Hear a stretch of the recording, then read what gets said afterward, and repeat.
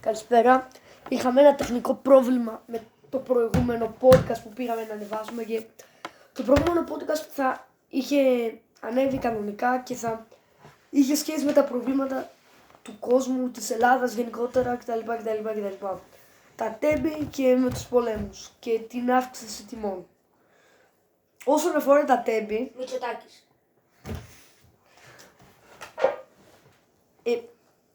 πιστεύουμε ότι θα πρέπει να τιμωρηθεί κάποιος 3 χρόνια τώρα με τις βλακίες και η χαζομάρα πάει σύννεφο, ξέρω εγώ, και αντί να πούνε ρε φίλε, ναι εγώ το έκανα, συγγνώμη, λένε δεν φταίει η κυβέρνηση που είχε βλακίες το άλλο τρένο και τα λοιπά και το ένα και το άλλο. Δεν έχει ρε φίλε, εσύ είσαι ο υπεύθυνος.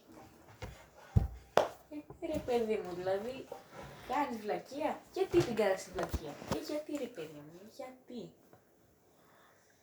Το θέμα είναι, που ας πούμε τώρα είναι στο 9/11, δηλαδή αντί να συγκρούνται με το αεροπλάνο με τους δίδυμους πύργους, τότε που το ίδιο τρένο. Ναι. Όλο τρέλες γίνονται σε όλο τον κόσμο. Είναι και ο καλύτερος κόσμος θα έλεγα, αλλά Αν υπήρχε άλλος κόσμος θα μετακόμιζε αμέσως.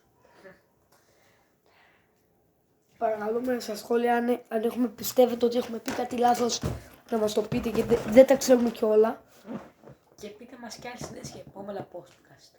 Αν θέλετε επόμενα βίντεο, αν θέλετε αυτά τα βίντεο με τι έχουν σχέση. Σχέση, πολλά. Ας πούμε το επόμενο podcast που θα κάνουμε, αν ανέβει αυτό κανονικά, θα είναι για ανέκδοτα. Θα λέμε ανέκδοτα, ξέρω εγώ.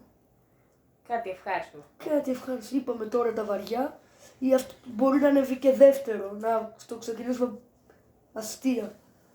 Μπορεί να ξεκινήσουμε κι αστεία. Ναι, δεν ξέρω. Δεν ξέρουμε τι θα ανέβει πρώτο βασικά και αν ανέβει.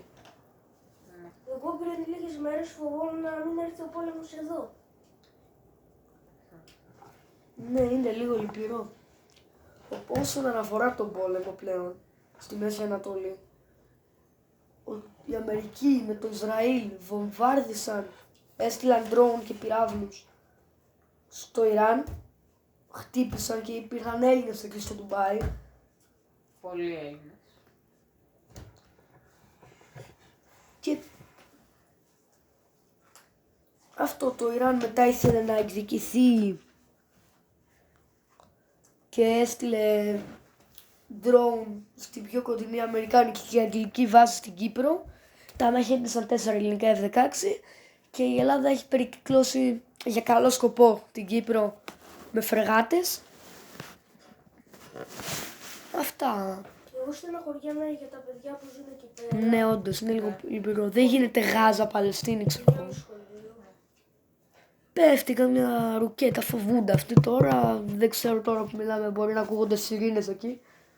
Έμαθα ότι ο Τραμπ έριξε σε ένα σχολείο και έμεινε μόνο μία τσάντα. Α, καλά. Καμία. Φίλε, υπάρχουν πολλά προβλήματα. Υπάρχουν πολλά προβλήματα.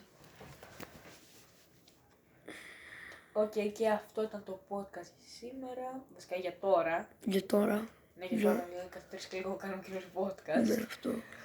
Αχ. Ήρθε ένα κλειμτήρι. Αυτό είναι το podcast. Ελπίζω να σας αρέσει πολύ. Θα κάνουμε και όταν ανέβει αυτό. Γεια.